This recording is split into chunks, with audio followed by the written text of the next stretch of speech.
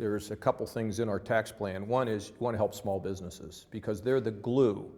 The pizza shop, the florist, the candy shop, the barber.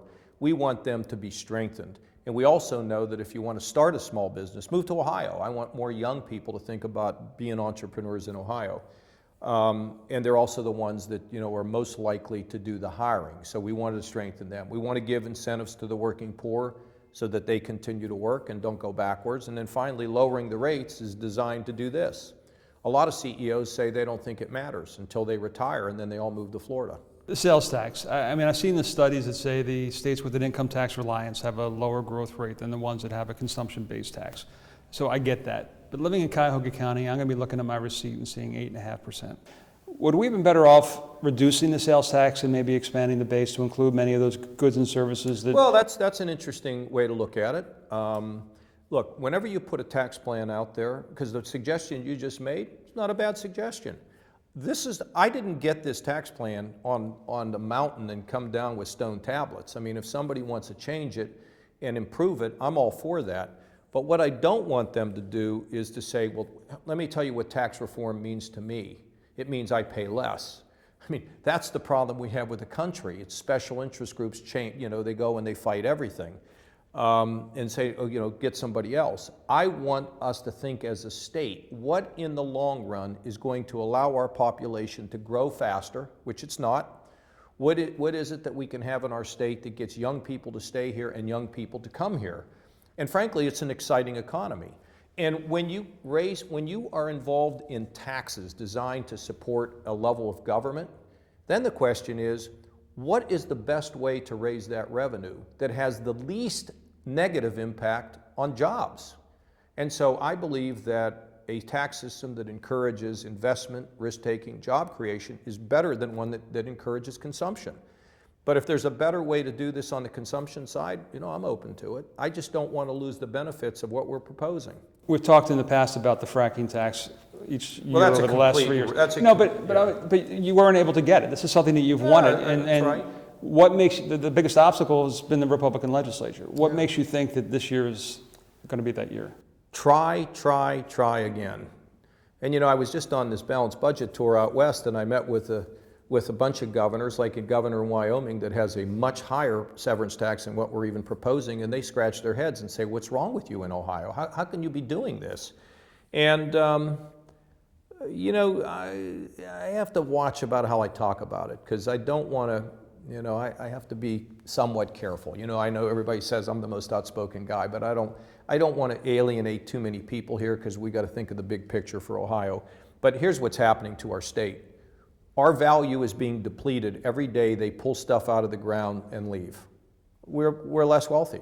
I don't know why people don't understand they ought to pay for that. If they make us less wealthy, they ought to pay us for that, and they're not doing it, and we'll see. Hope springs eternal. Sometimes it takes a lot of years. Education. One of the happiest I've ever seen you was 2 years ago on the day that you made the presentation to the superintendents down here in Columbus. Yeah. What you presented that day and what came out of the legislature were kind of two different, slightly different. Does this budget take you closer to that goal, or is that still the formula does as to whether we're going to get it through? I mean, look, here's what has to be understood. I'm the governor of Ohio. I'm not the governor of this school district or that school district. I'm the governor of Ohio. And the basic principle here, is if you have less wealth as measured by property tax and income, okay, then the state's going to have to do more to help you because you don't have the wherewithal to do it all yourself. And if you come from a district that is wealthier, in those two ways, then you're going to have to do more to help yourself. Because if we don't do that, then we take from that district that's not capable of doing as much and give it to somebody that is. And so that's the way I look at how we do the formula. And if you lose students, we shouldn't keep giving you money as though you didn't lose any students, because education's not for buildings. I knew this was going to be controversial. I knew it was going to be. A lot of people said, why do you want to get back into that? Because I think finally we need a funding formula in this state that meets those standards. And look, at the same time, there is no school district in the state that under my plan loses more than 3% of their total operating expenses. Most of them will just lose 1%.